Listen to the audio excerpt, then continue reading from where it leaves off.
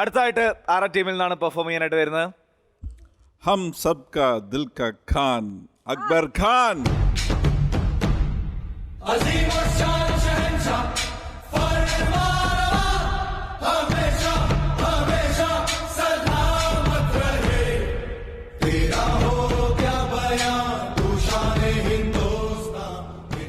അക്ബറെ ഇതല്ല, ഹലോ, ഒരു മിനിറ്റ്. എനിക്ക് അക്ബറിനോടൊരു കാര്യം ചോദിക്കണം.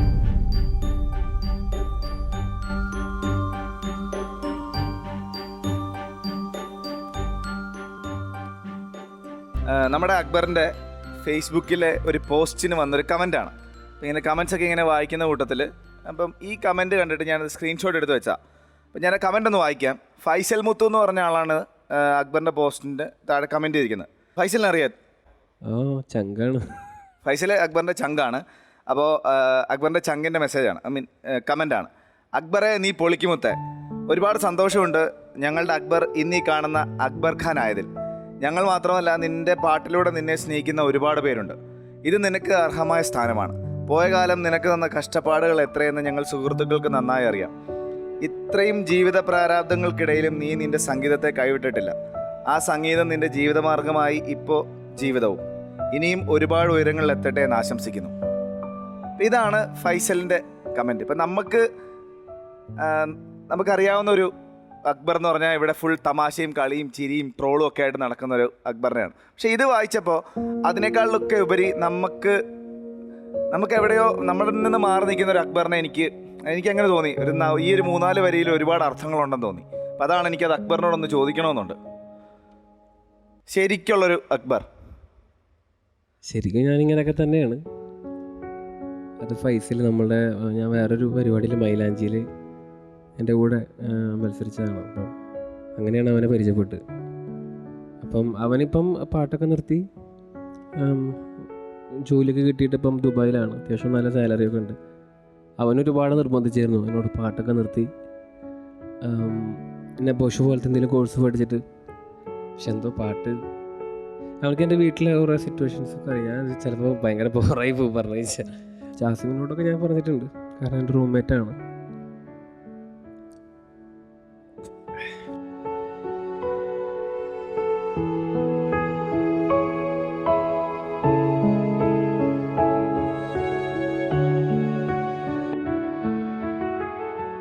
ഞാൻ സത്യം പറഞ്ഞു കഴിഞ്ഞാൽ ഒരു JCB ഡ്രൈവറാണ് ആക്ച്വലി.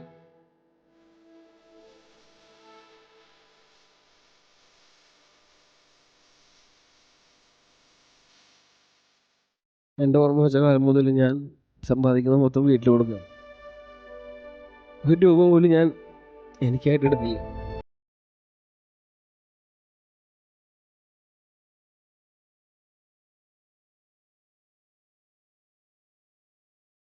ഇപ്പം ഞാനിവിടെ പാടുമ്പോൾ തന്നെ ഇപ്പം കഴിഞ്ഞ എപ്പിസോഡിലൊക്കെ ഞാൻ ഉറപ്പ് വിചാരിച്ച പാട്ടുകളുണ്ട്.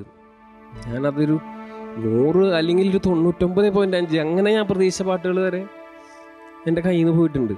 അതിനുശേഷം സർഗോസാറാണ് പറഞ്ഞത് ഇനി അത്തരം ഫോൺ കോൾസ് വരുമ്പോൾ എടുക്കണ്ട. കാരണം ഞാൻ പാടുന്നതിന് മുന്നേ ആയിരിക്കും ചിലപ്പം ഞാൻ കടം വാങ്ങിച്ച ഒരു ഫോൺ വിളിക്കുന്നുണ്ടാവുക.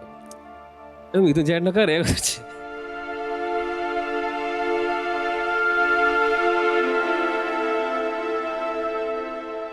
കഴിഞ്ഞ സോങ്ങിൽ അവർ വിളിച്ചു പറഞ്ഞത് ഞങ്ങൾ നിൻ്റെ വീടിൻ്റെ മുമ്പിലുണ്ട്.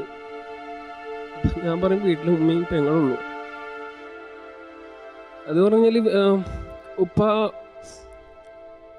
വീട് വെച്ചിട്ടായാലും പെങ്ങളുടെ കല്യാണത്തിനായാലും വീടത്തെ വലിയ വലിയ കടങ്ങൾ ആക്ച്വലി മാസം 80,000 രൂപ ഞാൻ അടവിലേക്ക് മാത്രം അടയ്ക്കുന്നുണ്ട്.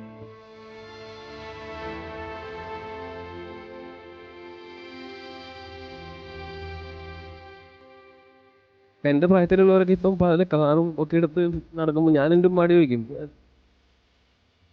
നമുക്കതെങ്ങനെ പറ്റാത്തത്, നമ്മളൊരു കാർ എടുത്ത്. അപ്പം ഉമ്മ പറയും നാളെ വലിയൊരാളാകുമ്പോൾ എനിക്ക് പറയാനുള്ള ഓരോ കഥകളാണ് ഇതൊക്കെ. സ്ട്രഗിൾ ചെയ്ത് വന്ന് ഞാൻ കുറച്ചാലും എറണാകുളത്ത് ഊബർ ഓടിച്ചിട്ടുണ്ടായിരുന്നു. പല പല സംഭവങ്ങൾ ചെയ്തിട്ടുണ്ട്. അപ്പം ഈവൻ എൻ്റെ സ്റ്റോറി മൊത്തം അറിയാം. അപ്പം ഞാനിങ്ങനെ സ്റ്റെപ്പായിട്ട് ഇങ്ങനെ കയറി വരുന്ന കാണുമ്പോൾ ഒരു സന്തോഷം അവനെ അറിയിച്ചതാണ്. അതിൻ്റെ താഴെ എൻ്റെ പെങ്ങൾ കമൻറ്റ് ഇട്ടിട്ടുണ്ട്.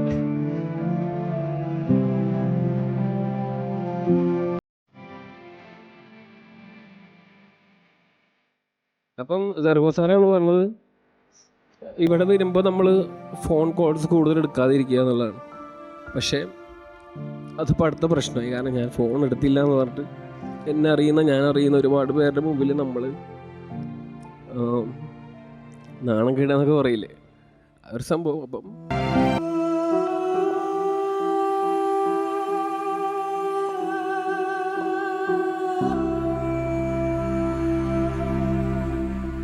ഈ ഒരു മെസ്സേജ് കണ്ടപ്പോൾ എനിക്ക് തോന്നി നമ്മുടെയൊക്കെ മുമ്പിൽ ഇങ്ങനെ കളിച്ച് നടക്കുന്ന ഒരു അക്ബർ അല്ല. എനിക്കങ്ങനെ തോന്നി. സോറി, ഞാനത് പെട്ടെന്ന് നിനക്ക് ഇത്രയും ഇങ്ങനെ ഇമോഷണലി ഇങ്ങനൊരു കാര്യമുണ്ടെന്ന് എനിക്കറിയത്തില്ലായിരുന്നു. ആക്ച്വലി ഞാൻ ഇവിടുന്ന് ഷൂട്ട് കഴിഞ്ഞാലും കൂടുതൽ വീട്ടിൽ പോകില്ല, ഞാൻ ഫ്രണ്ട്സിൻ്റെ വീട്ടിലായിരിക്കും. കാരണം വീട്ടുകാരുടെ മുമ്പിൽ ഉമ്മയുടെ മുമ്പിൽ ഞാൻ സക്സസ് ആവാത്തൊരു മകനാണ്. കാരണം ഉപ്പ ഒരുപാട് നിർബന്ധിച്ചു ഗൾഫിൽ പോകാൻ. ഞാൻ പോകണില്ല. ഒരു വട്ടനെ കൊണ്ടുപോയി ഞാൻ അവിടെ നിന്ന് എങ്ങനെയോ ചാടി. കാരണം എനിക്ക് ചിലപ്പോൾ ഒരു പക്ഷേ ഇവരുദ്ദേശിക്കുന്ന ഒരു ലെവലിൽ അല്ലെങ്കിൽ ഇവരുടെ അത്രയും ടാലൻ്റ് ഇല്ലായിരിക്കും. പക്ഷേ എന്നെ സംബന്ധിച്ചിടത്തോളം ഞാൻ പാടുന്ന എൻ്റെ മ്യൂസിക് എനിക്ക് വലുതാണ്. എനിക്ക് എന്താണോ ദൈവം തന്നത് അതെനിക്ക് ഭയങ്കര ഇഷ്ടമാണ്. അപ്പം അതുകൊണ്ട് എനിക്ക് പോകാൻ തോന്നിയില്ല. ഞാൻ കുറേ നോക്കി, പക്ഷെ എനിക്ക് പറ്റണില്ല. ഞാനത് കാരണം അത് കഴിഞ്ഞിട്ട് അക്കൗണ്ട്സ് ഒക്കെ പഠിച്ചു നോക്കി. പക്ഷെ പാട്ട് കളഞ്ഞിട്ടൊരു ലൈഫ് എനിക്ക് പറ്റണില്ല.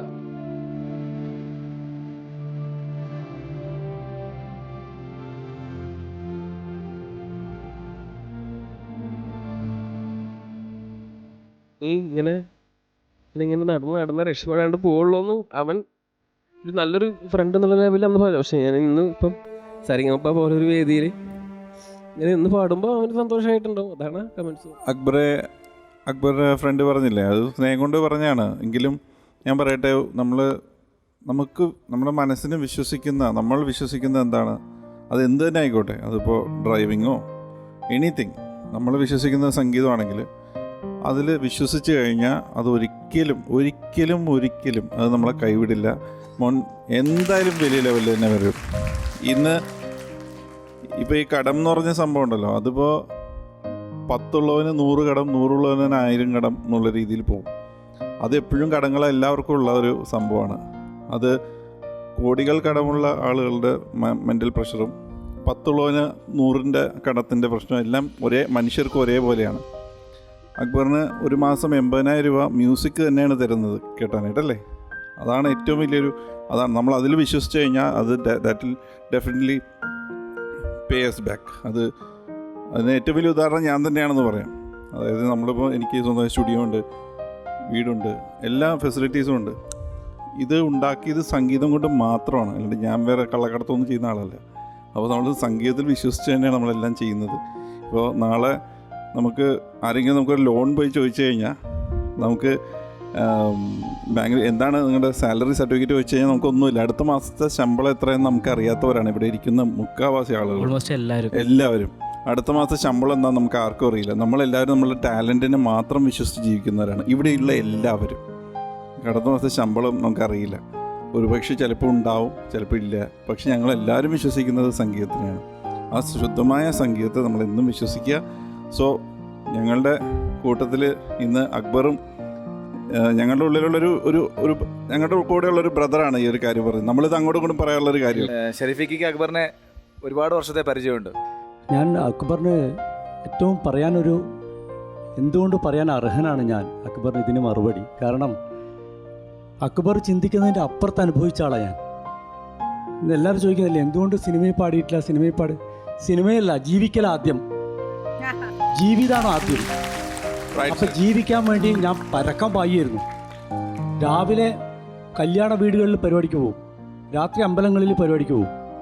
അങ്ങനെ ദിവസങ്ങളോളം ശബ്ദമൊന്നും ഉണ്ടാവില്ല, ഒരു കാറ്റാ. പക്ഷേ സ്റ്റേജിലെത്തിയ പടച്ചോൻ അങ്ങ് പാടിക്കും. അങ്ങനെ വർഷങ്ങളോളം ഓടി എന്നെ പലരും വിളിച്ചിട്ടുണ്ട്. ഞാൻ ഉദാഹരണം പറയാം. ഒരു 12-13 വർഷം മുമ്പ് ഇന്ന് പ്രശസ്തനായ ഒരു മ്യൂസിക് ഡയറക്ടർ, ആളെ പേര് ഞാൻ പറയുന്നില്ല, മോശമായിട്ടൊന്നും പറഞ്ഞിട്ടില്ല, ഞാൻ പറയാം. ആരോ പറഞ്ഞിട്ട് എൻ്റെ പാട്ട് കേട്ടു, ഞാൻ പാടിയ ഒരു മാപ്പിളപ്പാട്ട് കേട്ടിട്ട് അദ്ദേഹം എനിക്ക് എന്നെ വിളിച്ചു. കണ്ണൂർ ഷെരീഫാണ്. ഞാൻ പറയാം ഞാൻ ഇന്നയാളാണ്. അപ്പം നിങ്ങളെ പാട്ട് കേട്ടിട്ട് എനിക്ക് അത്ഭുതമായി. എന്തുകൊണ്ട് നിങ്ങൾ ഫിലിം ഇൻഡസ്ട്രിയിൽ വരുന്നില്ല? ഞാൻ ചിരിച്ചു. നിങ്ങളിങ്ങനെ മാപ്പിളപ്പാട്ട് മാത്രം പാടിയാൽ മതിയോ? നിങ്ങളൊക്കെ ഫിലിം ഇൻഡസ്ട്രിയിൽ വരണം എന്നൊക്കെ പറഞ്ഞു.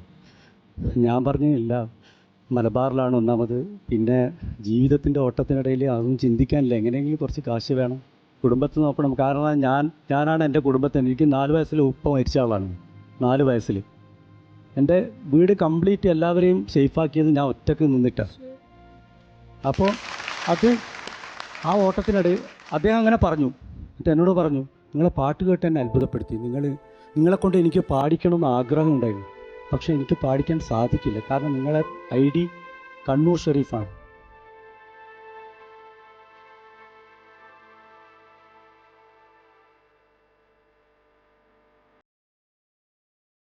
അപ്പോൾ എനിക്കതിൽ വിഷമമില്ല, കാരണം ഇപ്പോഴും എനിക്ക് വിഷമമില്ലാത്തത് അതുകൊണ്ടാണ്. ഞാനൊന്നും ആഗ്രഹിക്കാറില്ല. പണ്ട് മുതലേ നമ്മൾ ശീലിച്ചു, ജീവിതം കണ്ട് ശീലിച്ചതുകൊണ്ട് ഒന്നിനെയും ചിന്തിക്കാറില്ല. വരുന്നിടത്ത് ഇനിയിപ്പോൾ എന്നെക്കൊണ്ട് ഇപ്പോൾ ഇവർ പാടിക്കാമെന്ന് പറഞ്ഞു, സന്തോഷം, എന്നെ വിളിച്ച് പാടിക്കാൻ എനിക്ക് പറ്റുകയാണെങ്കിൽ മാത്രം പാടാം. ചിലപ്പോൾ എനിക്ക് പറ്റണമെന്നില്ല, പക്ഷെ പറ്റുകയാണെങ്കിൽ ദൈവ അനുഗ്രഹം ഉണ്ടെങ്കിൽ ഞാൻ പാടാം.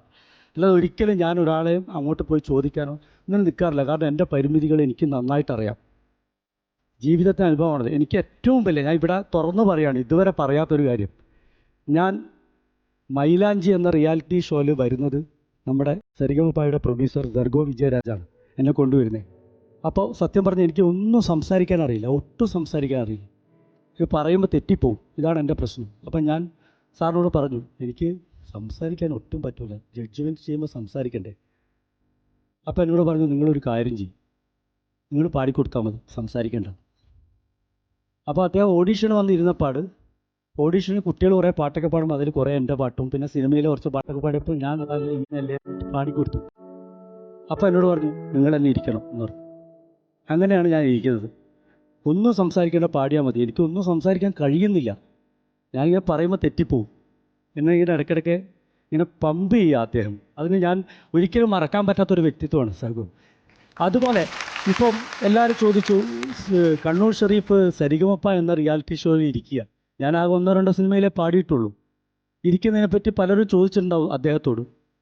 അദ്ദേഹത്തിൻ്റെ ഒറ്റ ധൈര്യമാണ് എന്നെ പിടിച്ചിരുത്തിയത്. ഞാൻ പറഞ്ഞു, ഞാൻ ഇരുന്നാൽ ശരിയാവുമോ, കാരണം എൻ്റെ ID വേറെതാണ്. ഞാൻ പറഞ്ഞു, എനിക്ക് നിങ്ങളിൽ വിശ്വാസമുണ്ട്, എനിക്ക് വിശ്വാസമുണ്ട് എന്നാൽ മാത്രമേ പറഞ്ഞുള്ളൂ. ആ വിശ്വാസമാണ് ഞാനിവിടെ ഇരിക്കുന്നത്. അദ്ദേഹത്തോട് എനിക്ക് എൻ്റെ മരണം വരെ കടപ്പാടുണ്ടാവും, കാരണം തിരിച്ചറിയാമെന്നുള്ളതാണ്. അതാണ് ഞാൻ പറയുന്നത്. ഇതൊക്കെ ജീവിതത്തിൽ നമ്മളെ ഇപ്പം അക്ബർ ആരാണ്? അക്ബറിന് ഒരു വേ ഉണ്ട്, അക്ബറിന് ഒരു വഴിയുണ്ട്. ആ വഴി നമ്മൾ തന്നെ കണ്ടെത്തണം, നമ്മളതിൽ വിജയിക്കും. ലൈഫിൽ അതാ വേണ്ടത്, കോൺഫിഡൻസ്. പിന്നോട്ട് പോകരുത്, ചിന്തിക്കും. പക്ഷെ എന്താണെന്ന് അറിയൂ, നമ്മൾ മനസ്സിൽ നമ്മളതൊരു ടാർഗറ്റാണ്, ഒന്നുമില്ല, ഇത് കടക്കണം, അങ്ങനെയുള്ള അടക്കും. നീ നന്നായിട്ട് പാടും, അടിപൊളിയായിട്ട് പാടും. നിന്നെക്കുറിച്ച് മാത്രം സംസാരിക്കുന്ന ഒരു കാലം വരും.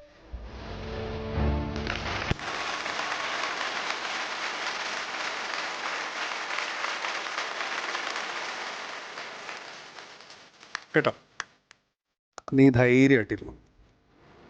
ഈ പറഞ്ഞ പോലെ ഇതൊരു ഫേസാണ്. ഈ ഫേസ് എന്തിനാണ്? നമ്മൾ ഇനി വരാൻ പോകുന്ന, നമ്മൾ ഫേസ് ചെയ്യാൻ പോകുന്ന ചാലഞ്ചസിന് വേണ്ടിയിട്ട് നമ്മൾ റെഡിയാക്കിക്കൊണ്ടിരിക്കുകയാണ്. അപ്പം നമ്മൾ ഓക്കെ, ഇതൊക്കെ അക്ബറിൻ്റെ അടുത്ത് ഞാൻ എത്രയോ കാര്യങ്ങൾ പഠിച്ചു, ഓർമ്മയില്ല, നമ്മൾ സ്റ്റുഡിയോയിൽ നമ്മൾ എന്തോരം കാര്യങ്ങൾ സംസാരിച്ചു. ഫ്യൂച്ചറിലേക്ക് വേണ്ടിയിട്ട് നമ്മളിങ്ങനെ റെഡിയാക്കിക്കൊണ്ടിരിക്കുകയാണ് ഓരോ കാര്യങ്ങളും. ഗോചേട്ടൻ പറഞ്ഞാൽ നമ്മളൊക്കെ ലൈഫിൻ്റെ അങ്ങ് അടിത്തട്ട് വരെ നമ്മൾ കണ്ടിട്ടുണ്ട്. ഞാൻ 150 രൂപയുള്ള ലോഡ്ജിൽ ഞാൻ കിടന്നു തുടങ്ങിയിട്ട് ഒരാഴ്ച, പഴയ കാലം. അപ്പം അതിൽ നിന്നൊക്കെ നമ്മൾ കുറേ കാര്യങ്ങൾ പഠിച്ചു, കുറേ കാര്യങ്ങൾ പഠിക്കാനുണ്ടായിരുന്നു. ഓക്കെ, അപ്പോഴൊക്കെ ഒരു പ്രതീക്ഷയാണ് നമ്മുടെ ലൈഫ് മാറും, മ്യൂസിക് നമ്മളെ രക്ഷിക്കും. മ്യൂസിക് രക്ഷിച്ചു, ഇതാണ് നമ്മളിവിടെ ഇങ്ങനെ ഇരിക്കണേ. അതുപോലെ മ്യൂസിക്കിനെ കൈവിട്ടില്ലെങ്കിൽ മ്യൂസിക്കും കൈവിടില്ല, അത്രേ ഉള്ളൂ. ഞാൻ പറഞ്ഞ പോലെ അക്ബറിനെ കുറിച്ച് മാത്രം സംസാരിക്കുന്ന ഒരു കാലം വരും.